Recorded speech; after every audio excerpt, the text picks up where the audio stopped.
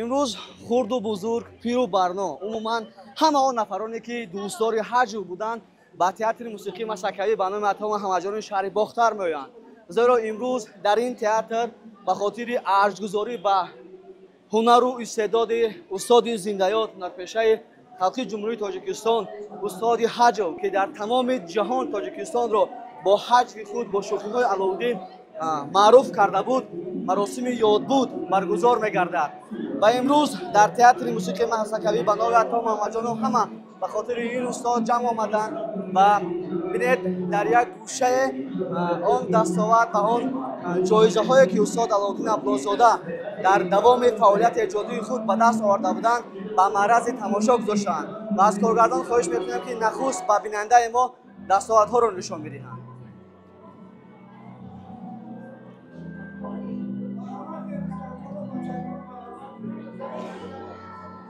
ва дӯстони азиз, биёед нахуст аз яке аз дӯстони устод Аловуддин Абдуллозода мепурсем ки аз устод чӣ хотирае доранд ва биёед ба назди устод муҳаммадҷон меравем. устод, ба шумо салом алейкум, рӯз ба хайр бошад. мо аз рӯзномаи вилоятии Хатлон ҳастем ва шумо то ҷои мо медонем бо устод Аловуддин Абдуллозода хотираҳои нек доред ва биёед чанд лаҳза аз он хотираҳо ёд мекунем.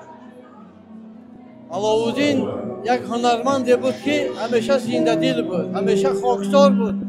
Дар саҳна чунон бозӣ мекард ки дар ҳаёт чунон шармгин буд ки бисёр ҳаёи боадабона дошт. Вале мегӯяд ки зиндагӣ бо шӯхиву шодӣ хушад. Шӯхиву шодӣ кунед эй зиндаҳо, бигзор шӯхиву шодӣ аз ҷониби Аловуддин рӯҳаш пок бошаду абадӣ ҷовидона бошад. Тоҷои ман медонам шумо дар чанд саҳнаи устодам бозӣ кардед. Ягон лаҳзае ёд доред аз он саҳнаҳои бозӣ карда? Бале, мо бисёр бозӣ кардем. мо ҳар вақте ки машқ тамрин мекардем, аввал худамон чунон механдем ки аввал худамон сер мешудем, баъд ба тамошобин хандаро пешкаш мекардем. дӯстони азиз, дар ин рӯз устодон, шогирдон, дӯстдорон, пайвандон, умуман тамоми он нафароне ки шӯхиҳои Аловуддинро дар ҳаёт тамошо мекарданд ҷамъ омаданд. ва биёед ин лаҳза аз яке аз нафароне ки ба қавла бигӯям дар шабакаҳои иҷтимоӣ фаъол аст, ҷаҳонгӯшо Рустамшоҳ бепурсем ки аз шӯхиҳои Аловуддин чӣ дар хотир доранд. Ассалому алейкум ака, рӯз бахайр, шумо хуб ҳастед? шумо аз Аловуддин Абдуллозода чӣ хотира доред? Хотира? Бале. Бозӣ. нахуст ҷаҳонгӯшо Рӯзномашо мехоҳад ки он намоишгоҳе ки ба хотири рӯҳи устод дар театр гузошта шудаанд ба навор бигирад барои бинандаҳои худ ва пас барои мо аз хотирҳои устод нақл кунад. Саломат бошед. кадом саҳнаҳояш барои шумо писанд буд, дар хотир доред? Саҳнаҳои устод Аловуддин Абдуллоев воқеан ҳамаш ҷолиб буданд. Ҳар саҳар қариб аз телевизион тамошо мекардем. Воқеан як марди ҳунар буданд. махсусан замоне ки дар риёсати фарҳанги вилоят кор мекарданд, чандин маротиба дар донишгоҳи давлатии Кӯлоб бо он кас вохӯрӣ доштем, ҳамкорӣ мекардем ва як инсони озода, як инсони покманиш, як инсоне буданд ки номе аз худ ба ёдгор монданд ва аз дунё бирафтанд. ва имрӯз ҳар як сокини Тоҷикистон он касро ба хубӣ, ба некӣ ёд мекунад ва вақте ки номи эшонро мегиранд, ҳатман дар лабонашон ханда ҳувайдо мешавад ва нафаре буд ки ҷаҳонро хандонд. аксарият инсонҳо бо саҳнаҳои он кас лаззат мебурданд, зиндагии онҳо дигар мешуд ва шахсияте буданд ки воқеан таъсири хеле бузург ба фарҳанги тоҷик, ба ҳаҷви тоҷик расонида тавонистанд. ягон саҳнааш дар хотири шумо ҳаст? албатта ҳам саҳнаҳое ки мисол замони ҷанги шаҳрвандӣ, тирпаронию ё ки саҳнаҳое ки аз минтақаҳои гуногун ба навор мегирифтанд. бисёр саҳнаҳои ҷолиб буданд. ҳама саҳнаҳош саҳнаҳои ҷолиб буданд.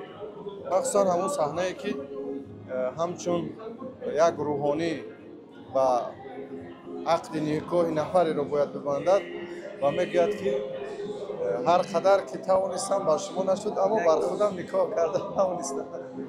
ташаккури зиёд ба шумо, сурати хуш мехоҳем. рӯз бахайр. дӯстони азиз, устод Аловуддин Абдуллозода нафаре буданд ки воқеан як усули навро дар санъати тоҷик ворид карданд. Онҳо дар як саҳнаро худашон танҳо дар чанд шакл иҷро мекарданд ва вақте ки театри мусиқии масакавӣ ба номи Атом Ҳамаҷонов шуда мешавад ва дар он ҷо пешвои муаззами миллат ҷаноби олии муҳтарами Эмомалӣ Раҳмон иштирок мекунад ва суҳбати озоде бо устод Аловдин Абдузода барпо мекунад ва як тӯҳфае ба устод Аловдин Абдузода медиҳад ки дар он ҷо мегӯяд ки Аловдин, ин тӯҳфа ба номи шумо ва ман ба дигарони шумо кор надорам. дуруст аст ки хотираи як ҳунарманди асилро дар воқеъ шогирдони ӯ ба мерос мегузоранд ва имрӯз шогирдони устод Аловдин Абдузода ин хотираро пос медоранд ва устод вақте ки дар сардори риёсати фарҳанги вилоят буданд ҳамроҳи акои Фирӯз фаъолият мекарданд ва биёд аз эшон мепурсем ки дар давраи фаъолият чӣ хотираи нек аз устод доред? ман аввалан хушомадед мегӯям ҳамаи шуморо, яке шуморо, яке аз устодоне буд ки дар фаъолияти кориш, дар фаъолияти эҷодиёташ як марде буд ки шахсеро бигем ки ваҳй намедод, озор намедод, ҳамеша дасти пеши бар дошт ва мо ҳамроҳӣ корҳои бисёр кардем ва корҳое ки буд анҷом надода. ин дар хотираи ман монд ки мо ҳамон соате ки якҷо будем барои давутози 23 феврал ки ногаҳ ин як хотираи дар дили ман то ҳозиро мондааст, ин мемонад ки корҳое ки мо бояд анҷом медодем ҳамроҳи устод ба анҷом нарасид ва падруди дунё гуфт моро. чӣ лаҳзаҳои ширини дошта ҳамроҳи масалан устод дар давраи корӣ, ягон шӯхиҳои ҳазилона, масалан чӣ мухим муносибат дошта ҳамроҳи? хай ҳамроҳи ман шӯхиҳои бисёр буд. ҳамроҳи як саҳначае ки бояд бо ҳам вай мекардем монд дар дил ки як саҳначае буд ки мо бояд ҳамроҳ кор мекардем. то ҳол дар дили ман ҳамин чиз хотира монд. ҳамеша мехост ки пешравӣ корҳои кадом саҳнаи устод барои шумо бештару бештар писанд аст? бештар ҳамин ва яки саҳначае ки барои худат нушид худам як блок кардам, тоғре кардам, ҳамин чиз ба ман мондагия. ташаккури зиёд.